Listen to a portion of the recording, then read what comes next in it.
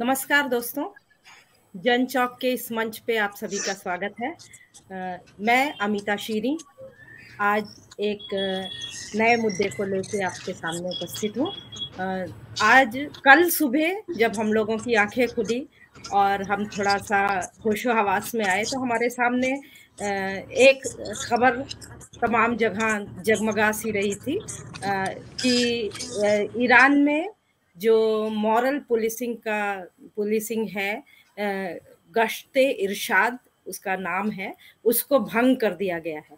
और जितने भी इस मुद्दे से सरोकार रखने वाले हैं, महिला आंदोलन के लोग हैं, प्रगतिशील लोग हैं, उन सभी में एक खुशी की लहर दौड़ गई, क्योंकि हम सभी जानते हैं कि ईरान में विगत 70-72 दिनों से नॉन स्टॉप हिजाब थोपने के खिलाफ एक आंदोलन चल रहा है और उसमें बहुत सारे 35-40 से ज़्यादा लोगों की शहादतें हुई हैं, उन लोगों की मौत हुई है और ये आंदोलन अभी व्यापक हो गया है। तो ये खबर हम सभी लोगों के लिए एक जो आंदोलनों से जुड़े हुए हैं, जो नहीं भी जुड़े हुए हैं, जो इससे सरोकार रखते हैं, उसके लिए एक खुशी की लहर लेकर आई और हम सभी ने थोड़ी-थोड़ी जीत महसूस की। हालाँकि उसके और भी बहुत सारे आयाम हैं, क्योंकि ये स्टेटमेंट जो दिया था वो वहाँ के अटॉर्नी जनरल साहब ने एक प्रेस कॉन्फ्रेंस में या किसी कॉन्फ्रेंस में दिया था और इसकी आधिकारिक पुष्टि ईरान के किसी ऑफिशियल से जो संबंधित विभाग है उससे नहीं हुई है और इसमें बाद में आगे चल के कॉन्ट्राडिक्टरी खबरें भी आने लगी।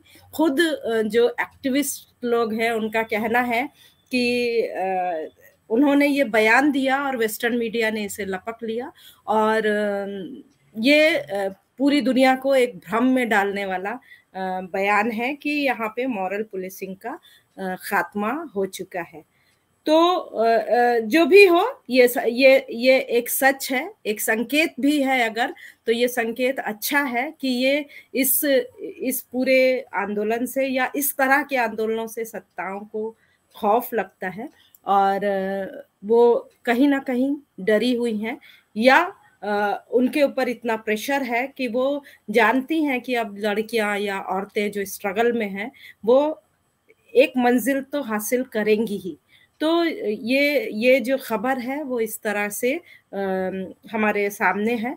तो इसके और भी बहुत सारे आयाम हैं, यानी हिजाब वहाँ भी मुद्दा है, हिजाब यहाँ भी मुद्दा है। वहाँ हिजाब थोपा जा रहा है, यहाँ पे हिजाब नोचा जा रहा है और हमारे यहाँ मामला सुप्रीम कोर्ट में है। तो इन दोनों के ही खिलाफ औरतें संघर्षरत हैं। तो जाहिर सी बात है कि हमारा जो आज का विषय है हिजाब, नैतिक पुलिसिंग और औरतों का संघर्ष। तो औरतों का ये सारी चीजें जुड़ी हुई हैं। हमारे पास आज एक बहुत विशिष्ट पैनल है, हमारे साथ जुड़ी हुई हैं स्त्री आंदोलन से और तमाम तरह के राजनीतिक संघर्षों से जुड़ी हुई बहुत वरिष्ठ साथी कुमुदनी पति जी। हमारे साथ हैं वरिष्ठ पत्रकार, अब तमाम सारे मुद्दों पे देश दुनिया और विशेषकर औरतों के तमाम सारे मुद्दे पर बहुत बेबाक रूप से अपनी राय रखने वाली वरिष्ठ पत्रकार शीबा असलम जी और साथ ही जुड़ी हुई हैं दिल्ली विश्वविद्यालय के मैत्रेयी कॉलेज में अंग्रेजी की अध्यापिका प्रोफेसर डॉक्टर सविता पाठक, जो कथाकार हैं और शिक्षिका हैं और महिला मुद्दों पे बहुत सशक्त है इनकी लेखनी और पितृसत्ता के खिलाफ वो लगातार लिखती रहती हैं। तो डॉक्टर सविता पाठक हमारे साथ हैं और जल्दी ही हमारे साथ जुड़ेंगे वरिष्ठ बेहद हमारे प्रिय कवि, संस्कृति कर्मी, एक्टिविस्ट गौहर रजा जी। तो ये इस समृद्ध पैनल के साथ आज हम लोग तमाम सारे मुद्दों पे चर्चा करेंगे। इससे पहले कि हम आगे बढ़ें, मैं शीबा जी, अगर आप कंफर्टेबल हैं तो आप हमें ये दरअसल ये अगर आप फॉलो कर रही हैं तो आप इस मुद्दे पे अपनी राय भी दीजिए और जो घटनाक्रम है पूरा, सच्चाई क्या है, क्या फैक्ट्स हैं, उस पे आप अपनी अपना आप जो भी आपके ज़हन में है, ज़ेरे ज़हन है, वो आप हमारे साथ शेयर कीजिए। शिवा जी। बहुत शुक्रिया अनीता जी। देखिए, मैं इसको फॉलो भी कर रही हूँ और खुद ईरान और तेहरान से, क़ोम से, मशहद से जो दोस्त हैं वो भी हमें बहुत कुछ भेज रहे हैं। तो इसलिए भी पता है कि अब पूरे मामले ने सिर्फ हिजाब का नहीं, सिर्फ महिला अधिकारों का नहीं, बल्कि इसमें बहुत सारे वहाँ के आयाम हैं जो शामिल हो चुके हैं। इसमें जियो पॉलिटिक्स भी शामिल हो चुकी है, क्योंकि इजराइल ने इस पर समर्थन किया और इजरायली प्रेस ने जो जो रिपोर्टें छापी, जिस तरह की चीज़ें छापी, उसमें जो थोड़ी बहुत अतिशयोक्ति थी, उसका फिर होम पॉलिटिक्स में ईरान के अंदर इस्तेमाल हुआ।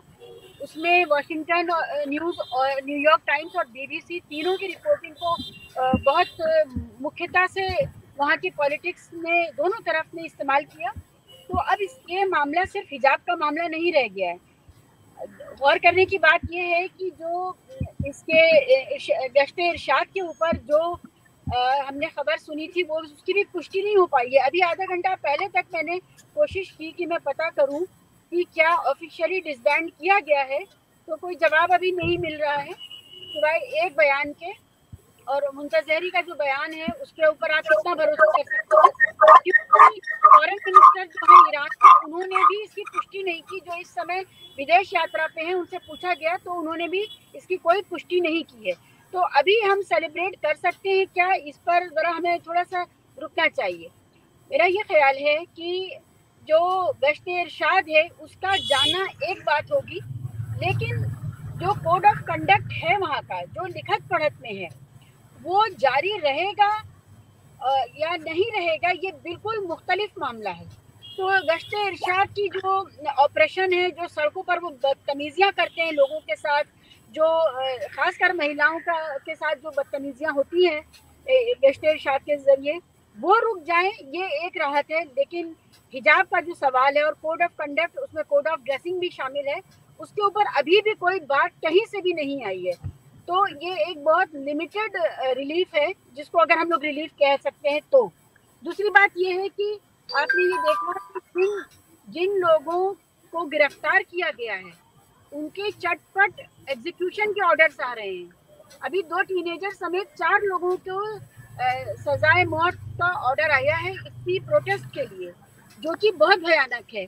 आप प्रोटेस्ट करने के लिए, और जो वहाँ पर गश्ते इरशाद के जो मेंबर मारे गए हैं, और वो भी अब तो शायद 100 से ज़्यादा हो रहे हैं, तो उनकी जो सजाएं हैं उनके लिए चटपट मुकदमे चल रहे हैं और ये फरमान आ रहे हैं। तो इस पर नज़र बनाए रखिए। इसमें बहुत सिविलियन लॉस बहुत बड़ा हो रहा है। हमारे पास पुष्ट खबरें जो हैं वो 500 के आसपास की हैं, लेकिन जो सरकारी खबरें हैं वो 300 से ऊपर नहीं जा रही हैं अभी। तो ये भी देखने की है कि ज़रूरत की जो ह्यूमन लॉस है वो बहुत बड़ा है।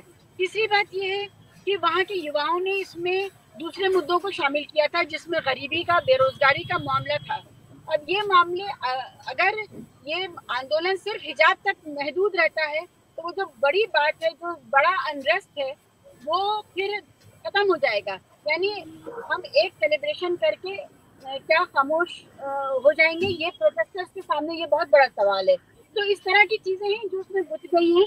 ये बात याद रखने की है कि इस्लामिक रेवोल्यूशन के बाद से महिलाओं की शिक्षा पर बहुत जोर दिया गया था, और वहाँ पर महिला शिक्षा, उच्च शिक्षा बहुत ज़्यादा है, इतनी ज़्यादा है कि रोक लगानी पड़ी थी। खासकर जो मेडिकल फील्ड है, इन सब जगहों पर महिलाएं बहुत ज़्यादा हैं वहाँ। ऐसे महिला समाज को ये इस तरह के जो कानून हैं वो कब तक रोक सकते हैं? और खासकर आज के दौर में जब इतना सोशल मीडिया है हमारे इर्द गिर्द, और वो सारी दुनिया की महिलाओं को देखते हैं, हम उम्र, हम पेशा, और वो देखते हैं कि वो कैसे जी रही हैं और हम कैसे जी रहे हैं। तो बड़ा कॉम्प्लेक्स है। अब यही महिलाएं जब ईरान से बाहर यात्रा करती हैं तो वो अपने फेसबुक पर और अपने सोशल मीडिया पे जो तस्वीरें डालती हैं, फिर हमें पता चलता है कि भाई वो बिल्कुल उन्मुक्त रहना चाहती हैं। लेकिन दूसरी तरफ इस स्टूडेंट्स न्यूज़ नेटवर्क ने जारी किया है कि हम कोड ऑफ कंडक्ट को डाइल्यूट नहीं होने देंगे, और उन्होंने तो इसका भी खंडन कर दिया है कि ये जो पुलिस, मोरालिटी पुलिस है, वो भी अभी डिसबैंड नहीं हुई है। तो बहुत भ्रामक खबरें हैं, और सितंबर से ये 16 सितंबर से ये शुरू हुआ था, अभी दिसंबर चल रहा है। हमें देखना पड़ेगा एक बात और मैं आपसे कहूँ, यहाँ पर जरूरी है देखना कि कुर्दिस्तान के इलाके में लगातार जो अवैध हथियारों की वसूली हुई है, जो अवैध हथियार मिले हैं, उसमें वॉरफेयर के हथियार भी मिले हैं। और ईरान प्रशासन ये कह रहा है कि इस प्रोटेस्ट के बहाने इजराइल लगातार प्रोटेस्ट करने वालों को आम दे रहा है और उनको हमलों के लिए, सिविल वॉर के लिए तैयार कर रहा है। और अगर ये नैरेटिव सरकार का प्रिवेल करता है तो उस पर बहुत बड़ा फर्क पड़ेगा। और ये अभी 2 दिन पुरानी या 3 दिन पुरानी घटना है जब 3000 से ज्यादा हथियार बरामद किए गए हैं, और वो वॉरफेयर के लेवल के हथियार हैं। उसमें सिर्फ यानी और कई हजार तो उसमें जो कार्ट्रिजेस वगैरह मिली हैं। तो मुझे लगता है कि अब इसके बहुत कॉम्प्लेक्स डायमेंशंस हैं, उन सब पर गौर करें। सिर्फ महिलाओं का मुद्दा अब ये नहीं रह गया है।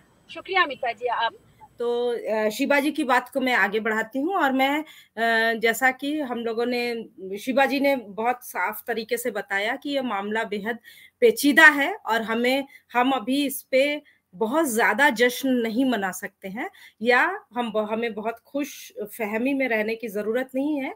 और यही इशारा वहाँ की जो एक्टिविस्ट हैं उन्होंने भी दिया है कि हमारे, भले ही ये संकेत है कि मॉरल पुलिसिंग को खत्म करने का संकेत दिया है, या एक भ्रम का पूरा वातावरण क्रिएट किया गया है, लेकिन हम तो पहले से ही 72 दिनों से बिना हिजाब के हैं, ऐसा उनका स्टेटमेंट आया है। तो बेशक मामला बेहद पेचीदा हो गया है, लेकिन फिर भी हम ये जानना चाहेंगे कि शिबा जी आपसे ही कि ये जो वेस्टर्न मीडिया है उसने क्यों लपक लिया ये मुद्दा, और इस तरह का भ्रम जो पूरी दुनिया में फैलाया, उसके पीछे आप क्या कारण देखती हैं? आप स्पष्ट कीजिए, फिर हम अपनी बातों को आगे बढ़ाएंगे।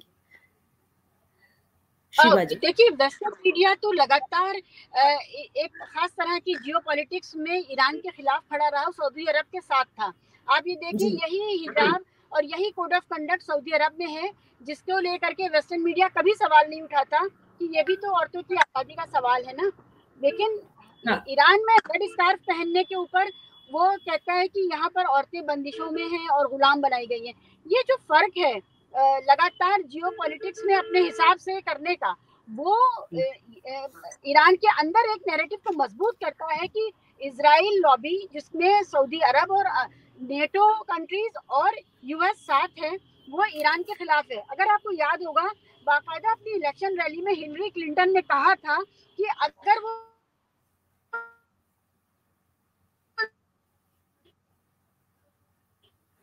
शिबा जी की आवाज कट रही है, हम उसको फिर आगे कंटिन्यू करेंगे।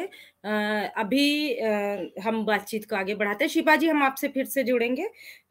हम ईरान के इतिहास को अगर देखें तो हम जानते हैं कि ईरान का एक समृद्ध इतिहास रहा है, और महिलाओं के संबंध में भी अगर ईरान के अंदर आप वहाँ की फिल्में देखिए, वहाँ के समाज को करीब से अंदरूनी तौर से अगर आप देखिए, तो आपको पता चलेगा कि वहाँ की औरतें अगर वो संघर्ष कर रही हैं तो इसका मतलब है कि उनके पास आजाद ख्यालों की एक रोशनी उनके दिमागों में है। तो और जब ईरान में 1936 में शायद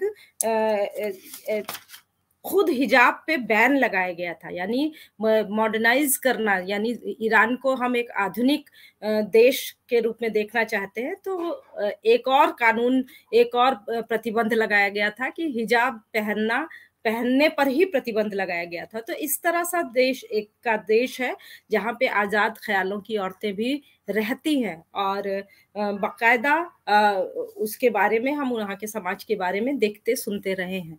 लेकिन 1979 के बाद से, जब से इस्लामिक रिवॉल्यूशन वहाँ पे हुआ, उसके बाद से लगातार औरतों के ऊपर बंदिशों के ऊपर बंदिशें और लगातार उसके खिलाफ प्रतिरोध दोनों ही साथ साथ वहाँ पे चल रहे हैं। और फिर ये जो गश्ते इरशाद है, यानी जो मॉरल पुलिसिंग की जो सेना है, वहाँ की सेना का ही एक हिस्सा है, उसकी जो नियमित गश्त है वो 2006 से लगातार जारी है। और इसने बेतहाशा जुल्म किए हैं औरतों के ऊपर भी और वहाँ की जनता के ऊपर भी।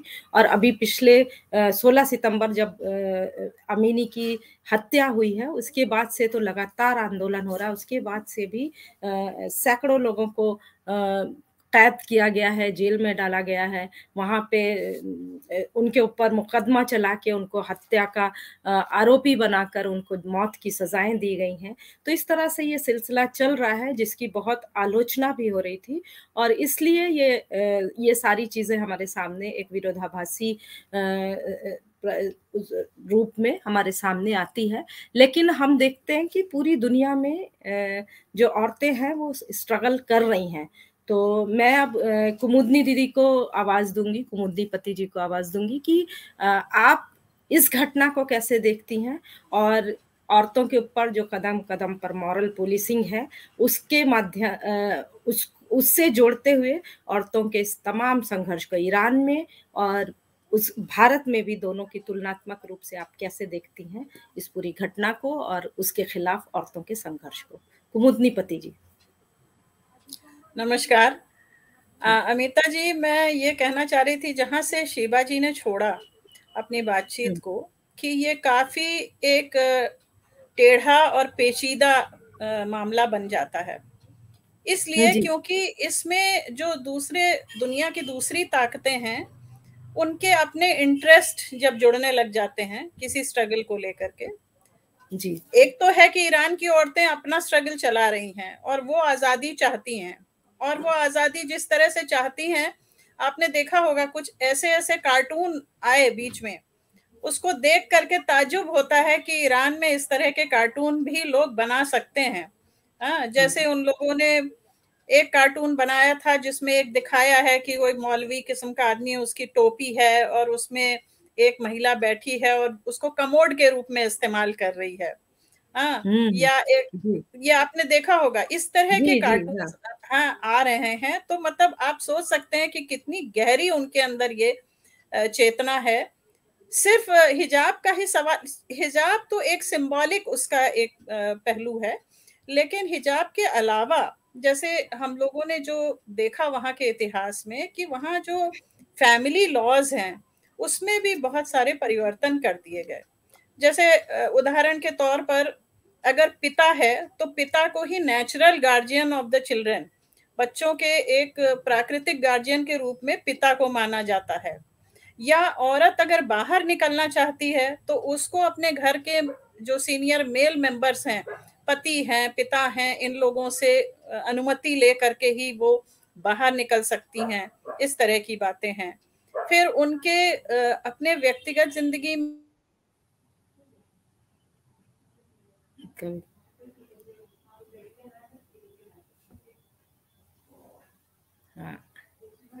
कुमुदनी जी से भी हमारा संपर्क लग रहा है कट गया है। तो दोबारा संपर्क होने तक हम जाहिर सी बात है सविता आपके पास आते हैं। और सविता, आप बहुत अपनी जिंदगी से लेके सामाजिक जिंदगी में और जो ताना बाना आप कहानियों का बुनती हैं, उसमें पितृसत्ता की जो जकड़न है उसको आपने बहुत अच्छे से अपनी रचनाओं में दिखाया है। और आप छात्राओं को भी पढ़ाती हैं, आप युवा लोगों के साथ भी जुड़ी हुई हैं, तो आप बहुत अच्छी तरह से पहचानती हैं कि ये पितृसत्ता का जो पूरा खेल है वो औरतों की जिंदगी में कैसे ऐतिहासिक रूप से कहाँ कहाँ जुड़ा हुआ है।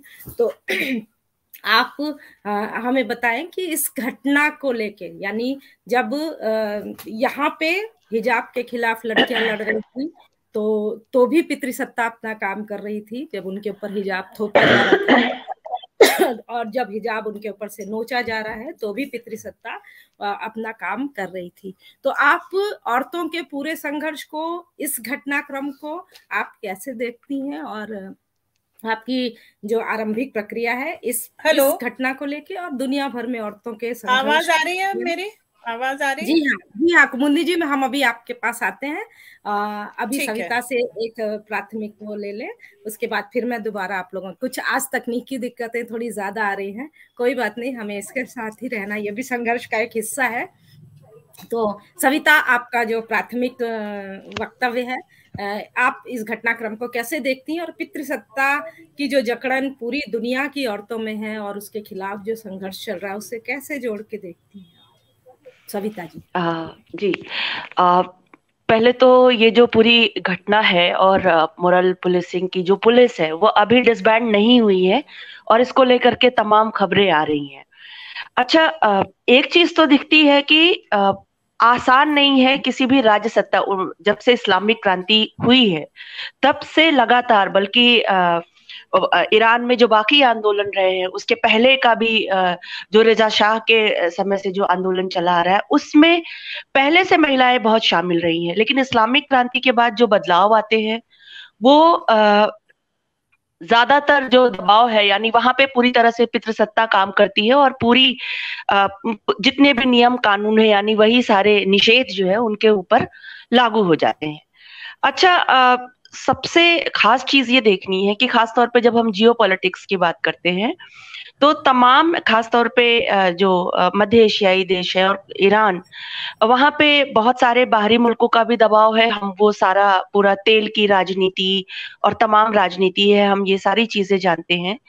लेकिन जब किसी ताकतवर एडवांस चीज से लड़ने की बात आती है तो अमूमन सबसे आसान होता है कि किसी पिछड़ी या पिछड़े तरीके से उसको फाइट करना, और उसमें जो सबसे ज्यादा, यानी युद्ध होगा तो भी औरत की कुर्बानी ली जाएगी, और युद्ध नहीं होगा और वो कुछ जिसको हम कहें कि वो बाहरी ताकतों से रेजिस्ट कर रहे हैं, ऐसे में भी औरतों की कुर्बानी ली जाएगी। यानी उनसे अपेक्षा की जाएगी कि वो सिर्फ वो शहीदों की माएं बने, उनसे अपेक्षा की जाएगी कि वो घरों में जो है रहे और खाना बनाए, उनसे अपेक्षा की जाएगी कि अपने कार्यस्थलों को छोड़ दे।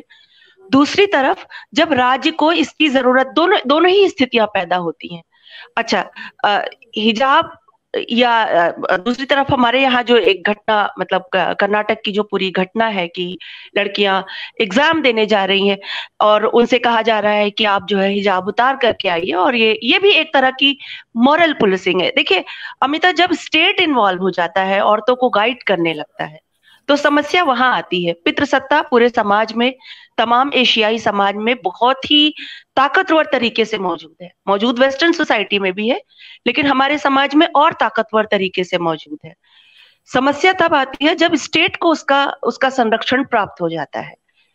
ये काम स्टेट का नहीं है। जब आप कोई बदलाव चाहते हैं, कोई आप चाहते हैं कि आपका समाज बदले, आधुनिक हो, तो आप उस अपने तमाम संस्थाओं को, आप अपनी परंपराओं को, आप अपनी सुरक्षा व्यवस्था को बहुत नए तरीके से आप लोगों को ट्रेन करते हैं। लेकिन जब आप जबरदस्ती नियम लागू करते हैं तो वो बहुत दिन सस्टेन नहीं कर सकता। वो कुल मिलाकर के यही है कि आप एक ऐसे पितृसत्ताक हैं, जब आपकी इच्छा होगी तो आप कहेंगे कि आप हिजाब पहन लीजिए, जब आपकी इच्छा होगी तो आप कहेंगे कि हिजाब उतार दीजिए। इसमें हमको ये जो ऐसा नहीं है कि भारत में लड़कियां हिजाब चाहती हैं। बहुत सारी लड़कियों को मैं निजी जीवन में जानती हूँ जो जिन्होंने बुर्के के खिलाफ अपनी लड़ाई लड़ी, हिजाब के खिलाफ अपनी लड़ाई लड़ी, और वो अपनी सहज प्रक्रिया में, हो सकता है कि कल को जब वो नौकरियां करने लगती हैं या जब उनको मौका मिलता है, ये एक तरह से कैसे कहें कि ये एक तरह से वो अपने पूरे हालात के साथ एक वो बार्गेन करती होती हैं। मैं तो इसको ऐसे देखती हूँ कि जैसे जैसे उनको मौका मिलता है वो कभी कभी हिजाब पहनती हैं, नहीं पहनती हैं, ये उनकी अपनी इच्छा की बात है। लेकिन अगर हम ओवरऑल देखें तो राज्य और तमाम संस्थाएं जब वो इन्वॉल्व होने लगती हैं, जब वो बगैर लोगों को शिक्षित किए, बगैर लोगों को सही तरीके से, यानी इस पितृसत्ता से लड़ने के बजाय उनकी मंशाएं जब अलग होने लगती हैं तो समस्या पैदा होती है। बाकी ईरान का एक अद्भुत, वो पूरा एक देश रहा है और मजबूत संस्कृति रही है। तो जिस भी देश की वो अपनी परंपरा से ताकत ग्रहण करता है, और ईरान की महिलाओं ने अपनी परंपरा से ताकत ग्रहण की है। आसान नहीं है उनको दबाना, आसान नहीं है उनको दबाना। मेरी त्वरित तो यही टिप्पणी है कि कंफ्यूजन ही सही, लेकिन ये दिखाता है कि उनको ये कंफ्यूजन फैलाने की जरूरत है। जी जी अमिता, आवाज नहीं आ रही अमिता आपकी। बेशक बेशक सविता, हम जानते हैं कि औरतों की आवाज को दबाना मुश्किल नहीं है, लेकिन लड़ाई इतनी आसान भी नहीं है। और शिबा जी, आपके पास आने से पहले मैं कुमुदनी जी अपनी बात कह रही थी और कनेक्शन कुछ कट गया था, तो मैं कुमुदनी पति से बोलूंगी कि आप अपनी बात पूरी करिए और फिर हम शिबा जी के पास फिर से इस पूरे मसले को समझने के लिए आएंगे। कुमुदनी जी। तो मैं ये कह रही थी कि इसका एक बहुत लंबा इतिहास है, ये जो स्ट्रगल चल रहा है महिलाओं का, और ये देखा गया है कि समय समय पर महिलाओं को एज ए फोर्स इस्तेमाल किया गया है, सत्ता ने उनका इस्तेमाल भी किया है। ऐसा नहीं है कि उनका इस्तेमाल नहीं हुआ। जैसे इराक को लेकर के जो युद्ध चल रहा था, उसमें ये महिलाएं बहुत भारी संख्या। फिर से कुमुदनी जी से संपर्क कट गया है। और चूंकि इराक युद्ध का जिक्र कर रही थी, तो मुझे याद आता है कि ईरान में जो ये हिजाब करने का जो अनिवार्य फैसला दिया गया था, वो इराक वॉर के समय में ही शुरू किया गया था। यानी 1990 के समय से हिजाब करना शायद सही शब्द होगा, पिछले कार्यक्रम में आपने शायद बताया था। तो हिजाब का सवाल है, उसको अनिवार्य बनाया गया था 1990 में। यानी हिजाब कहीं ना कहीं से जो आइडेंटिटी है उसके साथ जुड़ा हुआ है ये मसला। इसलिए उस समय ये, और उसको स्वीकार भी किया था। और आपने बताया कि ये मामला बहुत पेचीदा है, तो निश्चित रूप से ये सारी चीजें, ये राजनीति जो है, जो ईरान में चल रही है, वो कहाँ, ये क्या इशारा कर रही है हमको कि अभी ये आंदोलन और कहाँ जाएगा। क्योंकि एक जो फैक्ट है, वो हमने ये भी देखा कि एक तरफ हमारे पास ये खबर आ रही है कि मॉरल पुलिसिंग को डिसबैंड करना है, या उसको भंग करने की बात, सही या गलत जो भी हो वो, ये ऐसे चर्चाओं में है। और वहीं दूसरी तरफ ये भी खबर आ रही है कि एक जो माउंटेनियरिंग के लिए एक महिला, ईरानी महिला जो है, उसने बिना हिजाब के वो किसी कंपटीशन में शामिल होती है, तो ईरान में उसका घर बुलडोज कर दिया जाता है। तो यानी बुलडोजर वहां भी चल रहा है, यहाँ भी चल रहा है। तो ये स्ट्रगल जो है, ये औरतों का जो संघर्ष है, वो ईरान में या बाकी जगहों पे भी हम किधर की ओर जाता हुआ देख रहे हैं। और ये सारा जो जितने इसके उलझे हुए सारे धागे हैं, वो कितना और उलझेंगे या खुलेंगे, आप कैसे देखती हैं इन सारी चीजों को, शिवा? जी अमिता जी, देखिए, ये जो हिजाब का सवाल है, ये चादर वहाँ कहते हैं इसको ईरान में, और चादर को जिद करके और संघर्ष करके रजा शाह पहलवी का जो पूरा मूवमेंट था, और वो ये चाहते थे, सरकारी स्तर पे वो ये चाहते थे कि ईरान का जो पश्चिमीकरण हो, वहां पर लड़कियां स्कर्ट्स पहने, महिलाएं स्कर्ट्स पहने, और वो पश्चिमी महिलाओं जैसी रहें। यही ये इराक में भी था और यही अफगानिस्तान में भी था। और पूरी ईरान की महिलाओं ने खुमैनी साहब का साथ देते हुए, आयतुल्लाह खुमैनी का साथ देते हुए, अपने विदेशी पश्चिमी कपड़े उतारे और उन्होंने चादर अपनाई थी। यानी कि जो देखिए, ये फर्क है कि चादर सिर्फ ईरान में पहनी जाती है और बाकी सब जगह मुस्लिम मुल्कों में चादर के अलावा अबाया पहना जाता है, दीगर चीजें होती हैं। जो स्कार्फ सर पे रखा जाता है, आजकल उसको हिजाब कह दिया जाता है, और हम लोग लगातार इसको हिजाब कह रहे हैं। हमें ये थोड़ा सा इसको हेड स्कार्फ ही कहना चाहिए, क्योंकि हिजाब एक कॉन्सेप्ट है, और हेड स्कार्फ के लेकर के, हेड स्कार्फ उतारने को लेकर के ही जंग चल रही है। बाकी के लिबास को लेकर के अभी कोई बातचीत नहीं हो रही है। तो ये महिलाओं ने जिद करके, पॉलिटिकली एजिटेट करके वापस चादर ली थी, और उन्होंने कहा था कि हम पश्चिमीकरण को निरस्त करते हैं रजा शाह पहलवी के। और फिर उसी के साथ साथ आपने देखा था इस्लामिक क्रांति हुई, और पेरिस से, फ्रांस से आयतुल्लाह खुमैनी जहाज से उतरते हैं और तख्ता पलट होता है और बात खत्म हो जाती है। फिर उसके बाद जो भी हुआ, तो ये बात याद रखने की है कि वही ईरानी औरतें हैं जिन्होंने रजा शाह पहलवी का विरोध करते हुए ये अपनाया था, ये ड्रेस कोड अपनाया था। फिर बाद में वो सरकार के ड्रेस कोड का भी हिस्सा बना संस्कृति के नाम पे। एक चीज ये है, अभी भी मैं आपको ये बताऊं कि हिजाब का समर्थन करने वाली महिलाएं भी वहां हैं, पुरुष भी वहां हैं। ऐसा नहीं है कि वहां समर्थन नहीं है। और क्योंकि सोशल मीडिया के जरिए पूरा विश्व अब एक हो चुका है और उसमें जो जिस तरह की खुलापन आया है सामने, और खासकर जिस तरह की पोर्न इंडस्ट्री है, बाकी खुलापन है, आप फिल्म इंडस्ट्री को देख लें, भारत की या हॉलीवुड की या पाकिस्तान की, इन सब इंडस्ट्रीज में जो कुछ हो रहा है उसको देखते हुए वहां बहुत ज्यादा सतर्क हो रहे हैं वो लोग। आज से 15-20 साल पहले ईरान में जिस तरह का माहौल था, अभी वहां पर पुरातन पंथ वापस आया है। वहां बहुत सारे लोग अब इसका बड़ा समर्थन कर रहे हैं। और ये मेरे लिए भी बड़ी खबर थी जब मैं इस पूरे मामले को लेकर के क्यूरियस थी और कोशिश कर रही थी कि मुझे पता चले, तो पता ये चला कि नहीं, सोशल मीडिया ने उनको बताया है कि जिस तरह की फहाशियत है, यानी ऑब्सिनिटी आई है, खुलापन आया है, उसको लेकर के वो समाज जो है वो एक कल्चरल शॉक में है और प्रोटेक्शनिज्म में जा रहा है। एक बात तो ये है, लेकिन दूसरी बात ये है कि अगर ये मामला सिर्फ और सिर्फ हेड स्कार्फ का है तो ये बहुत जल्दी हैंडल हो जाएगा।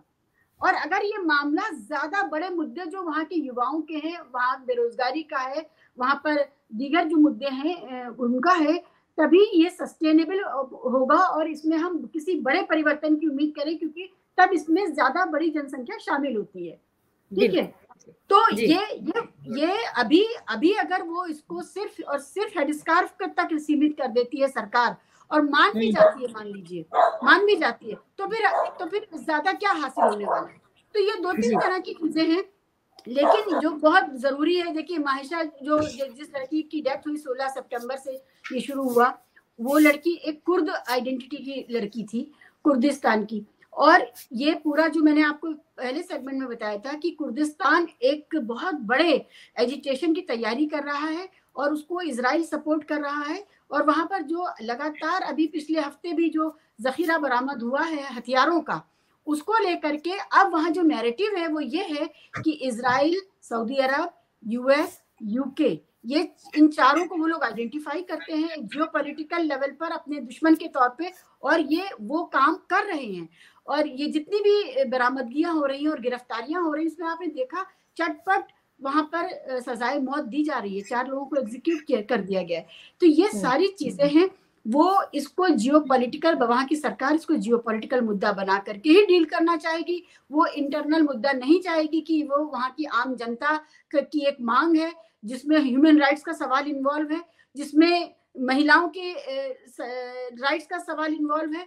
और ये अगर इस तरह का बना रहता है तो वहां की सरकार को शर्मिंदगी विश्व में झेलनी पड़ेगी। तीसरी बात यह है कि देखिए, रजा शाह पहलवी के जमाने से अब तक में बड़ा फर्क ये आया है कि अब ईरान की महिलाएं बहुत ज्यादा शिक्षित हैं, और वो उच्च शिक्षा में, अगर मुस्लिम देशों में कहीं की महिलाएं उच्च शिक्षा में सबसे आगे होंगी तो वो ईरान की महिलाएं हैं, मलेशिया की हैं, टर्की की हैं। ईरान सबसे आगे है। वहां की पूरी जो हेल्थ इंडस्ट्री, हेल्थ सेक्टर है, वो पूरा महिलाओं के हाथ में है। जो एक्सपर्ट्स हैं वो महिलाएं हैं। वो एक स्वावलंबी देश है। कई क्षेत्रों में उसने सैंक्शंस की वजह से अपने यहाँ वो एक तरह की खुद मुख्तारी हासिल की है। और तीसरी बात यह है कि ईरान को इस समय प्रेशराइज किया जा रहा है कि वो औने पौने तेल बेचना शुरू करे, नहीं तो ये एजिटेशन रोका नहीं जाएगा। और जो फोर्सेस उसको इसके लिए राजी करने में लगी हुई हैं उसको एक्सपोज किया गया है। 3 दिन पहले बड़ी खबर थी ईरान के अंदर कि उसको किस तरह से डिक्टेशन दिया जा रहा है कि आप या तो इस रेट पर अपना तेल बेचने को राजी हो, वरना ये एजिटेशन नहीं रुकेगा। यानी कि जियो पॉलिटिक्स और इंटरनल पॉलिटिक्स एक खास तरह के घालमेल में। मुझे नहीं पता कि इसमें कितनी सच्चाई है। ईरान की सरकार अपनी जनता से यही कह रही है कि हमारे बाजू मरोड़े जा रहे हैं इस एजिटेशन के जरिए कच्चा तेल उनकी शर्तों पे, उनके रेट पर बेचने के लिए।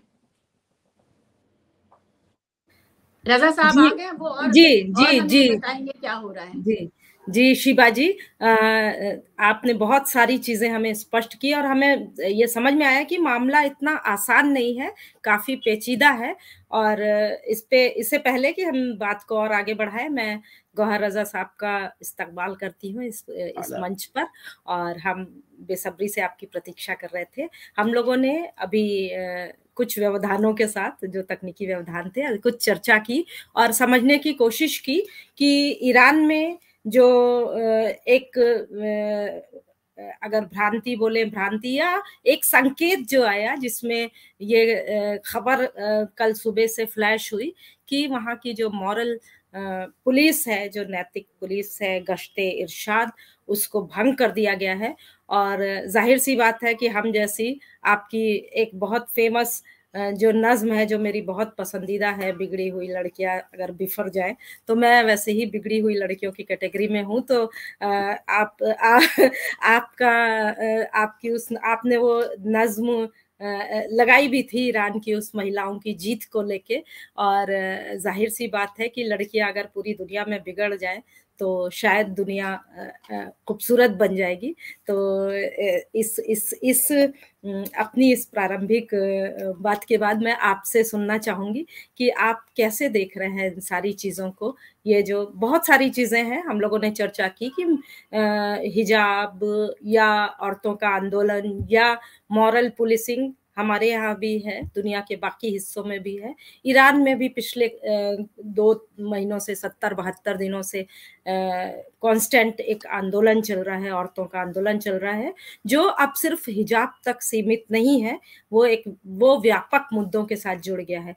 तो आप कैसे देखते हैं इन सारी चीजों को, और औरतों के इस संघर्ष को दुनिया के संघर्ष से कैसे जोड़ते हैं? गौहर रजा साहब। पहली बात तो ये कि जैसा आपने कहा, मेरा यकीन भी है और मेरी दुआ भी है कि सारी बेटियां बिगड़ जाएं।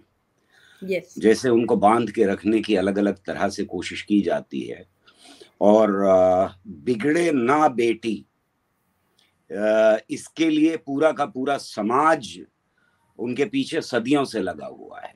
ये कोई आज की बात नहीं है, लगातार सदियों से कि कैसे बेटी को संपत्ति की तरह से ट्रीट किया जाए, महिलाओं को संपत्ति की तरह से ट्रीट किया जाए, और जिस तरह से झाड़ पोंछ के हम टेलीविजन या फ्रिज को रखते हैं या अपनी कार को रखते हैं, वैसे औरत को भी रखा जाए, जो हमारे कहने के ऊपर चले, हमारे कहने के ऊपर रुके, हमारे कहने के ऊपर उठे बैठे, और जब हमें जरूरत हो तो वो बाहर भी निकले।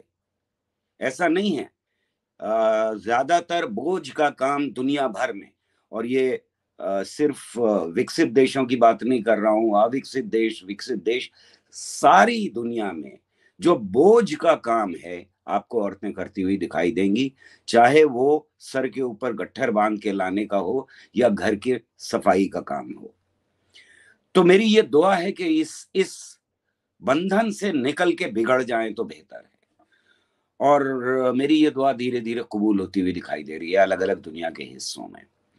लेकिन जहां तक हर मुद्दे का सवाल है, लेकिन उसके साथ साथ अब हिजाब का सवाल भी है, वो एक पॉलिटिकल मुद्दा है। वो अब दुनिया भर में एक ऐसा मुद्दा बन चुका है जिसके अराउंड औरतों की आजादी या आजादी को सल्ब करने की बातें हो रही हैं। एक तरफ हमें अपने मुल्क में दिखाई देता है कि जबरदस्ती हिजाब उतारने की कोशिश, और ईरान में जबरदस्ती पहनाने की कोशिश, दोनों ही पॉलिटिकल मुद्दे हैं। तो पहली बात तो शीबा ने जो बातें रखी हैं, मैं उनसे सहमत हूं पूरी तरह से, और उन्होंने दोनों बातों को रखा है कि एक तरफ ये नेशनल इंटरनेशनल पॉलिटिकल मुद्दा है और दूसरी तरफ आजादी का सवाल है। हम उलझ के ना रह जाएं उस जियोपॉलिटिकल बहस के अंदर, हम इस बहस में ना उलझ के रह जाएं कि हिंदुस्तान में उसका एक रूप हमें दिखाई देता है, एक तस्वीर दिखाई देती है, और ईरान में दूसरी तस्वीर दिखाई देती है, और ये दोनों बिल्कुल अलग अलग तस्वीरें, कोई एक तस्वीर नहीं है, दोनों बिल्कुल ही ऑपोजिट हैं एक दूसरे के। एक जगह उतारने की कोशिश, दूसरी जगह पहनाने की कोशिश। तो ये समझ लेना चाहिए कि इस पूरी बहस के अंदर असल सवाल आज औरत की आजादी का सवाल है। इस पॉलिटिकल मुद्दे को जो आज पॉलिटिकल हो गया है, उससे इंटरनेशनल एजेंसीज फायदा उठाने की कोशिश करेंगे, वो हमारे सामने है। उससे नेशनल लेवल पे फैशिस्टिक फोर्सेस फायदा उठाने की कोशिश करेंगे, ये भी हमारे सामने दिखाई दे रहा है हिंदुस्तान के अंदर। या ईरान के अंदर वो लोग जो कल तक बैन नहीं थे, जिनको संरक्षण हासिल था पूरी स्टेट का, और हमारे यहाँ जिस तरह से वीएचपी, बजरंग दल, दुर्गा वाहिनी जैसी फोर्सेस को पूरी तरह से ये बात हासिल है कि उनके सर के ऊपर स्टेट का आज हाथ मौजूद है। तो हमें ये समझना चाहिए कि पहली बात यह है कि मुद्दा औरत की आजादी का है और इसमें कॉम्प्रोमाइज करने का कोई सवाल नहीं। इसलिए मैं as a poet, as a citizen of India and as a citizen of planet Earth, औरतों की आजादी के साथ खड़ा हूं। अब जो शीबा ने बहुत तफसील से जो बात बताई है कि जियोपॉलिटिकल ये मुद्दा बनता जा रहा है और ईरान के ऊपर प्रेशर आ रहा है, तो मेरा ये कहना है कि ये प्रेशर अगर आ रहा है तो इसमें गलती किसकी है? इसमें गलती इसकी है कि उस समाज ने औरतों को दबाने की कोशिश की। इसमें गलती उन लोगों की है जो कल तक विजिलेंटे खड़ी कर रहे थे उस मुल्क के अंदर। इसमें गलती उन लोगों की है जो उनको प्रोटेक्ट कर रहे थे, जो उनको बचा रहे थे और औरतों की आजादी को सल्ब कर रहे थे। अगर वो ऐसा ना कर रहे होते तो इस जियोपॉलिटिकल मुद्दे का फायदा शायद अमेरिकन इंपीरियलिज्म ना उठा पाता, वेस्ट यूरोप ना उठा पाता। मैं ये समझता हूं कि हिंदुस्तान में भी हालात यही हैं। एक तरफ जब आरएसएस की, मैं इन सबको आरएसएस ही कहता हूं, ये सब आरएसएस के अलग अलग चेहरे हैं तो आरएसएस ही, ये आरएसएस के लोग अगर इस मुद्दे को इस तरह से कर्नाटका से लेकर के पूरे बाकी हिंदुस्तान के कोने कोने में ना ले जाते, और आज भी ले जा रहे हैं, हर रोज अटैक हो रहा है स्कूलों के ऊपर, जगह जगह दरगाहों के ऊपर, मस्जिदों के ऊपर वगैरह वगैरह। आपको दिखाई देता है जामा मस्जिद पे अभी खड़ा हो गया था यह मुद्दा एक बार फिर के औरतों की आजादी का सवाल वहां पर उठाने की कोशिश की गई थी। सवाल ये है कि आप किस तरफ खड़े हैं, आप इस पाले में कौन सी साइड लेने के लिए तैयार हैं? आप औरतों की आजादी के अनकॉम्प्रोमाइजिंगली उसके साथ खड़े हैं या नहीं खड़े? मैं समझता हूं कि हर नागरिक को इस प्लैनेट अर्थ के आज के दौर में 21वीं सदी में औरतों की आजादी के साथ खड़े होना चाहिए। ये बात अलग है कि इंपीरियलिज्म के खिलाफ हमारी लड़ाई जारी रहेगी, ये बात अलग है कि यूरोपियन हो या कोई और मुल्क हो, हमारी जंग के खिलाफ जारी रहेगी। हमारी जोर जबरदस्ती करने की, जिस तरह ईरान के साथ की जा रही है, वो लड़ाई हमारी अलग है, वो जारी रहेगी और उसके साथ साथ हमें औरतों के साथ खड़ा होना पड़ेगा। हाँ, बिल्कुल अमिता जी मुझे एक गौहर साहब ने बहुत माकूल बात कही, मुझे सिर्फ इतना जोड़ना है, जब वो ये बात कह रहे थे कि ये चीजें हमारे यहाँ यही टेंडेंसीज दिख रही हैं। आप ये देखिए कि जो आप इब्राहिम रईसी की सत्ता को लेकर के लगातार सबने सवाल उठाए हैं, और जो हसन रूहानी हैं वो एक मॉडरेट लीडर थे, और किस तरह से ये पूरा जो सत्ता परिवर्तन हुआ था उसको लेके सवाल थे कि रिग्ड है, जो मॉडरेट लीडरशिप है उसको हटाया गया था या उसको समर्थन नहीं मिला था। तो ये जो हम लोग खास तरह की एक नजरिया आगे बढ़ता देख रहे हैं इन मुल्कों में, तीसरी दुनिया के, वो जो रजा साहब यहाँ के बारे में कह रहे हैं बिल्कुल सही है कि हर जगह इंटरनल पॉलिटिक्स और जियो पॉलिटिक्स का ऐसा घालमेल हो रहा है। भारत में भी यही हो रहा है कि यहाँ पर कुछ होता है, आप सवाल उठाते तो कहते हैं इसमें वो फोर्सेज हैं, ये वो वाली फोर्सेज, विदेशी फोर्सेज हैं। ये हर जगह पॉलिटिक्स इस नैरेटिव को इस्तेमाल कर रही है। जी बिल्कुल शीबा जी, और गौहर साहब ने जो कहा कि मुख्य मसला इन सारी चीज़ों में, बेशक इसमें बहुत सारी चीज़ों का घालमेल है, जियोपॉलिटिक्स भी जुड़ी है, इंपीरियलिज्म का जो अपना वो खिंचाव है, वो सारी चीज़ें हैं, लेकिन इन सारी चीज़ों में जो क्रक्स है, जो मूल चीज़ है, वो है औरत की आज़ादी। और जब यहाँ पे हिजाब नोचते हैं तो वहां का मीडिया कैसे उसको पेश करता होगा, और जब वहां पे थोप रहे हैं तो यहाँ का जो मीडिया मतलब जो आरएसएस की विचारधारा का पूरा जो लोग हैं वो कैसे इसको उसको सेलिब्रेट करते हैं। तो इससे हम साफ समझ सकते हैं कि चीजें दरअसल कहाँ पे हैं। और मुख्य जो बात है वो यही है कि औरत की आजादी को इन सारे मुद्दों में कर्टेल करने के लिए हम उसका फायदा उठाएं। वो चाहे इंपीरियलिज्म अपनी बात थोपे, चाहे जियोपॉलिटिक्स उसमें आ रही है, या जब वहां पे आंदोलन होता है तो विदेशी तत्वों का हाथ दिखाते, यहाँ होता है तो विदेशी तत्वों का, चाहे वो शाहीन बाग हो चाहे जो हो, हम ये सारा ट्रेंड लगातार एक सा देख रहे हैं।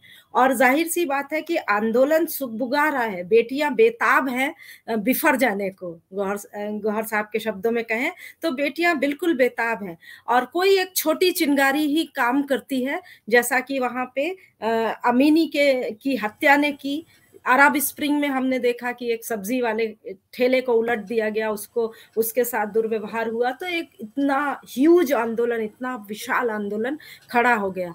तो ये छोटी छोटी चीजें जो हैं वो प्रतीक है कि वो एक बदलाव चाहती हैं। ये एक मूल बात है। औरतों की आज़ादी एक व्यापक आज़ादी के साथ जुड़ेगी अगर उसमें सारी चीज़ें, ये सारी चीज़ें आ रही हैं। अगर कुर्दों का मामला है वहाँ पे, या जो भी तमाम सारे मुद्दे शिवा जी ने बताए, वैसे ही हम अपने देश में भी देख सकते हैं कि तमाम सारी चीज़ें हैं, एनआरसी है, चीज और सारी हैं, सब जाके जुड़ती। वहाँ भी, यहाँ भी आंदोलनकारियों को दंगाई बोलते हैं, वहाँ भी वो आंदोलनकारियों को दंगाई बोल रहे हैं, और इन दंगाइयों के ऊपर फिर वो हत्या के उसमें सेंटेंस करते हैं, डेथ सेंटेंस देते हैं, यहाँ पे जेलों में भर रहे हैं।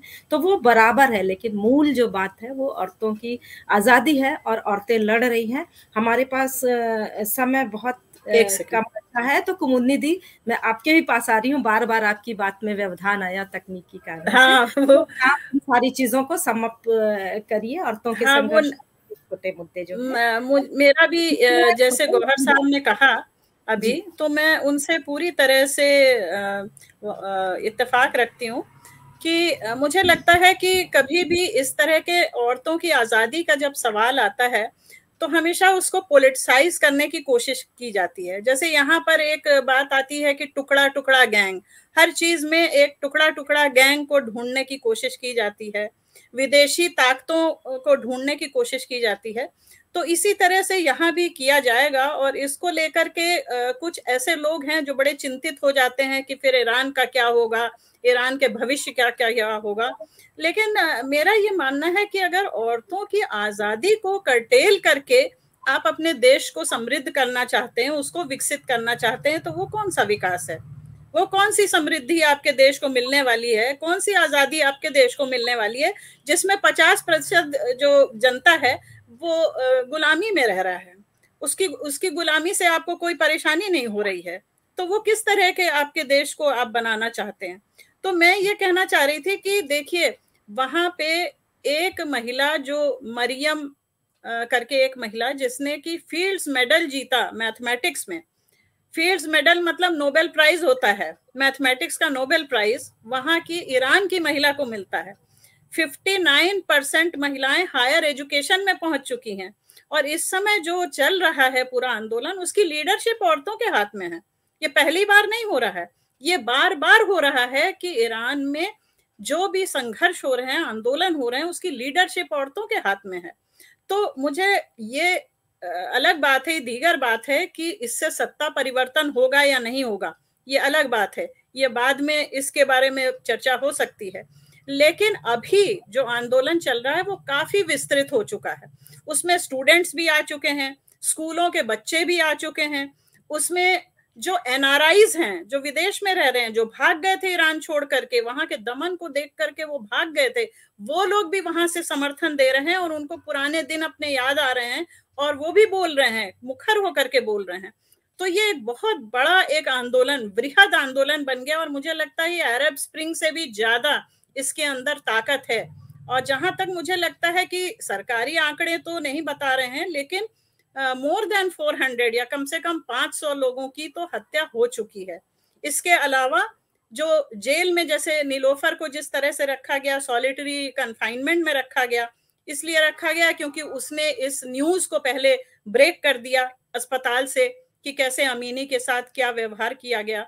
तो इस तरह की बातें जब सामने आ रही हैं, मुझे लग रहा है कि वी शुड ऑल, पूरे विश्व की जो औरतें हैं उनको we should all stand in solidarity. हमें ईरान की महिलाओं के साथ अपनी सॉलिडेरिटी, अपनी एकताबद्ध एकजुटता अपनी हमको जाहिर करनी चाहिए। और मैं तो इसके लिए पूरी तरह से तैयार हूं कि ये आगे जो बढ़ेगा उसमें और जनता जुड़ती जाएगी, और अलग सेक्शंस जो करप्शन के खिलाफ बोलना चाहते हैं, जो बेरोजगारी के खिलाफ बोलना चाहते हैं, जो मंदी के खिलाफ बोलना चाहते हैं, इस तरह के, और जो तरह तरह के उत्पीड़न झेलने वाले लोग हैं, वो सारे लोग इसमें इकट्ठा होंगे।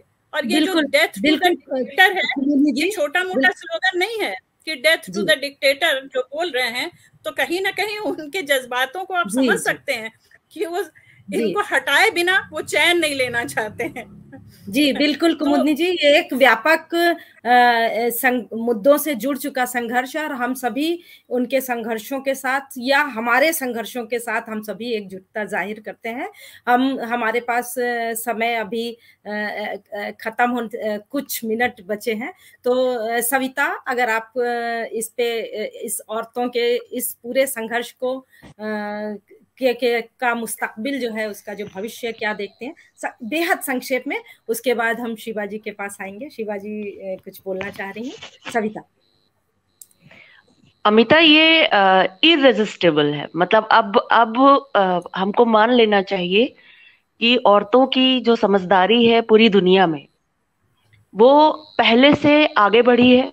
वो अपने इतिहास को भी पहचानती हैं, और वो किसी भी तरीके से, आप उनको धर्म के दबाव में, आप उनको अपनी राजनीति के दबाव में, वो समझती हैं। उनको पता है कि मैं इसका उदाहरण देती हूँ। जब ये मरजानी सतरापी पर्सिपोलिस में लिखती है, तो वो अपने यहाँ की जो धार्मिक दबाव है उस पर भी चर्चा करती हैं, और साथ साथ उनको पूरा जो साम्राज्यवादी जो दबाव है उसको भी महसूस करती है।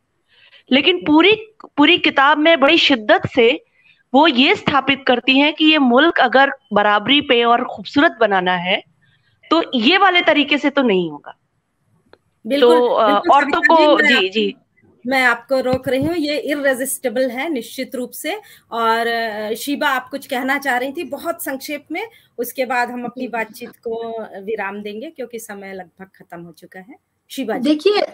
देखिए एक बहुत बड़ा कंजंक्चर है यहाँ पर जो ईरान सरकार के पक्ष में जाता है, और वो ये है कि जब आप वहां पर गरीबी की बात करते हैं, जब वहां इंटरनल सिक्योरिटी की बात करते हैं, जब वहां ये बात करते हैं कि वहां बेरोजगारी है और एक ऑयल रिच कंट्री होने के बावजूद ये सब है, तो ईरान की सरकार अपने नागरिकों को बताती है, और जो सच है कि पूरे पश्चिम ने उनके ऊपर सैंक्शंस लगाए, उनके तेल को बिकने नहीं दिया ओपन मार्केट में, वो अपना सौदा खुद कर नहीं सकते, जो उनकी गरीबी मिटाने के जितने भी संसाधन थे वो, और साथ में उनके यहाँ जो इतनी बड़ी जंग लड़ने के बावजूद वो सैंक्शंस झेलते रहे, उनके पास दवाई नहीं थी, उनके पास बुनियादी दवाई नहीं थी। उन्होंने इन सारे क्षेत्रों में फिर उनको ये जो ऑर्गन्स चाहिए थे, ये जो कृत्रिम ऑर्गन्स होते हैं, इतनी बड़ी आबादी है जिसके माइंस जो उसमें जंग में गए, जिनके हाथ उड़ गए, पैर उड़ गए, तो जो कृत्रिम ऑर्गन्स चाहिए थे वो उन्हें नहीं मिल पाया, उसके लिए भी उन्होंने खुद कोशिश की, और आज वो सब खुद मुख्तारी में है,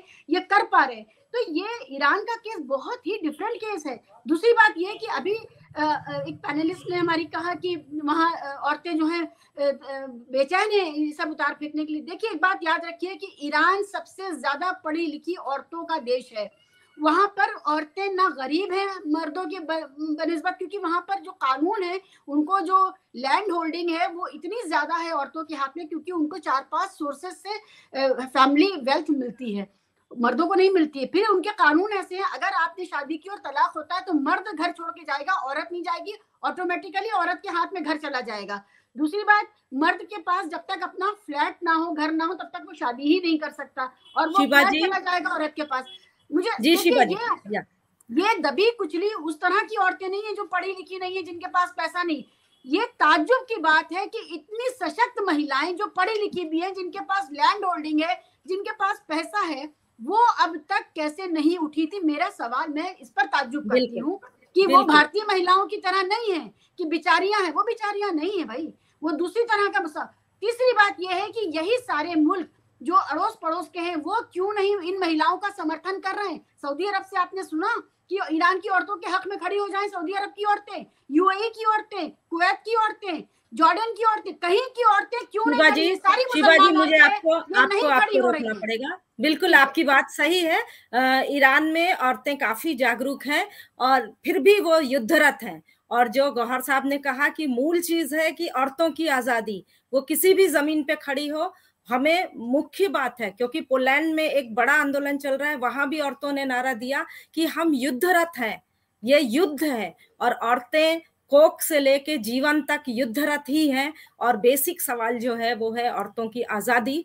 तो वो चाहे वो पोलैंड में हो चाहे ईरान में, पोलैंड की भी औरतें पढ़ी लिखी हैं, तो चाहे ईरान में हो चाहे जहां भी हो, औरतें युद्धरत हैं और वो तानाशाही का अंत चाहती हैं। और जैसा सविता ने कहा कि दिस इज, और वो इंपीरियलिज्म का भी अंत करेंगी।